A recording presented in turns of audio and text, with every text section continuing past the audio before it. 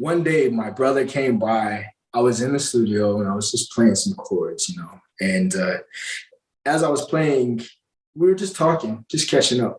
I don't even remember the conversation that we were having. I don't even think it was that serious. He just came by to hang out for a little bit. So as he was talking and we were talking, I started playing. I started playing these chords, and I've produced a lot.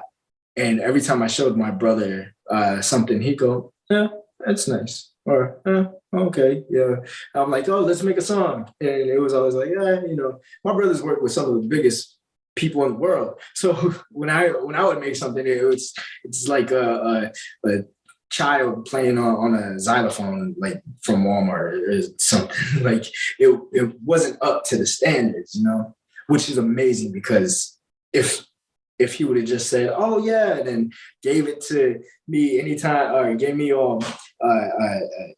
any type of like feedback that was not up to the standards, then I would not have gone this far. So as I'm playing these chords, he kind of looked up at me and he was, "I like those. Never said this before." And as I'm playing, I was like, "Yeah." And so as the chords and everything start coming, I was like, "Should we lay this down?" And he was like, "Yeah." Fortunately, I already had Pro Tools set up and ready, so I started pressing record. Then I started building the track. And as I started building the track, I started putting the drums in, and I started putting the hi-hats and the strings, and it just all started flowing. And as it started flowing, then the words started to come out. And we started writing like this. And as I put pen to paper, the words started flowing out. And the words were coming to a song about our people. And it was such an experience that I've never felt before. We wrote the entire song in one night. And I don't think my pen got up until the first verse was done. Then we would talk about it a little bit more. We would talk about, let's speak about this part of our history where the troops were coming in to wipe out a camp, and all the women and their children had to hide behind the sawgrass. And as they were hiding behind the sawgrass, sometimes the babies would cry. So they would have to cover the babies' mouths. And if the baby wouldn't be quiet, they'd have to shove mud into the baby's mouth. And if that didn't help, they would have to submerge the baby until the troops went by just to save the whole camp. Those stories aren't told. So we put that in there.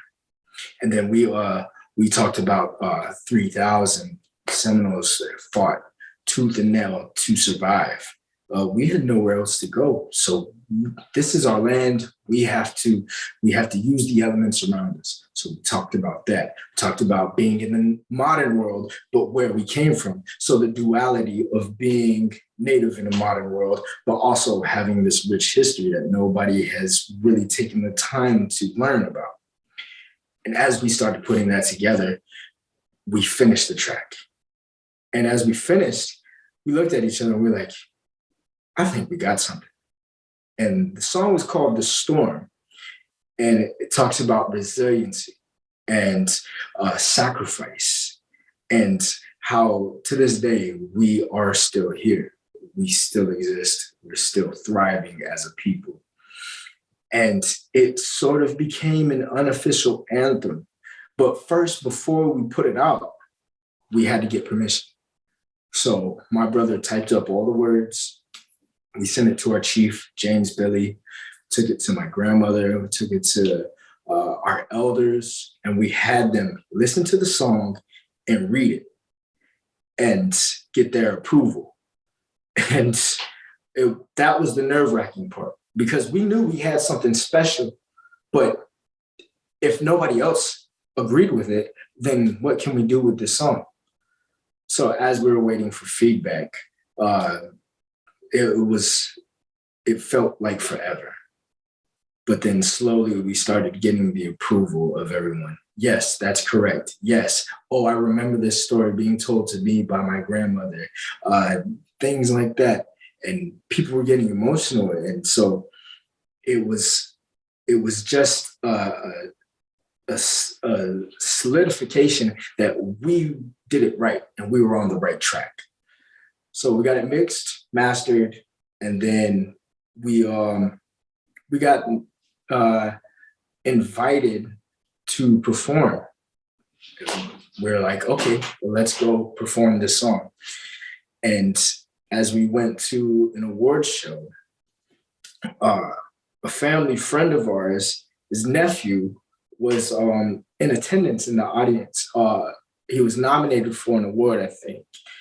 And our family friend, he kept saying, "Oh, you got to meet my nephew. You got to meet my nephew. He's brilliant." And so that night, we met Stephen Paul Judd, and from there, we kind of hit it off like that. Like we've been friends and knowing each other for years. And my brother had the bright idea: let's get Stephen Paul Judd to direct the music video. So we had him come down, direct the video, and it was another big experience because how we brought him down is we aligned with our tribal youth department. So we got the kids from our reservations. We have 5 reservations, so we try to get as many kids that were interested seeing how we make music videos. Not knowing that this is my first music video, so I've only seen it done on MTV and VH1 and all that. So I was learning myself. And essentially, we got them to pick out a wardrobe. They got to hold the cameras. And as they're learning, I'm learning. And we decided to film the entire song on bits and pieces of our reservation. We went to our aviation department. We went to a venue in our hotel.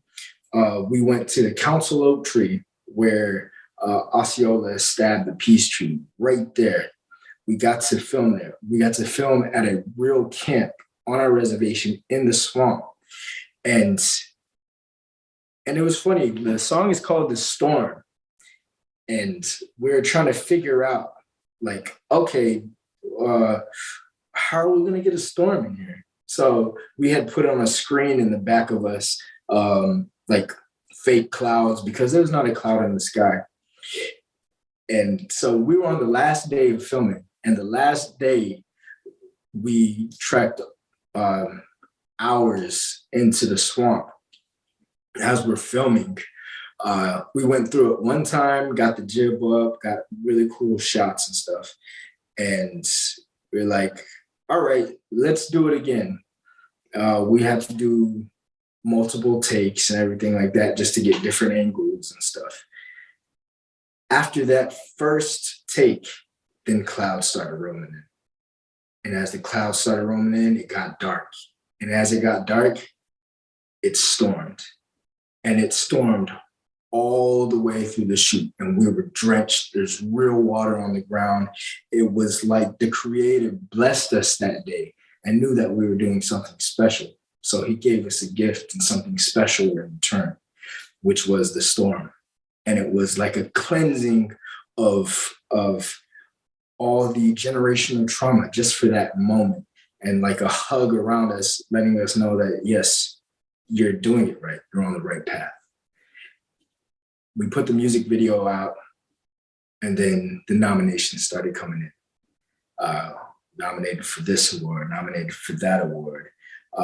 Then we started getting big bookings. We want to bring you guys over here. We want to bring you guys over there. And one of our biggest bookings was in London at Hyde Park. We got to bring the storm there. We got to tell our story to everyone in London, 70,000 people. And that was such a huge moment. Actually, no, we scratch that. We didn't perform the storm then. It was we got to take our story to Spain. That's where it was. And we got to perform the storm in Spain. And like going into America is cool, teaching the story, but then taking it around the world. That was like a feather in our cap. And then our music video got put into every hard rock around the world. So friends would be in Europe somewhere, they would go to hard rock, and then the storm would pop up. And then there is people hearing about the real story of our people.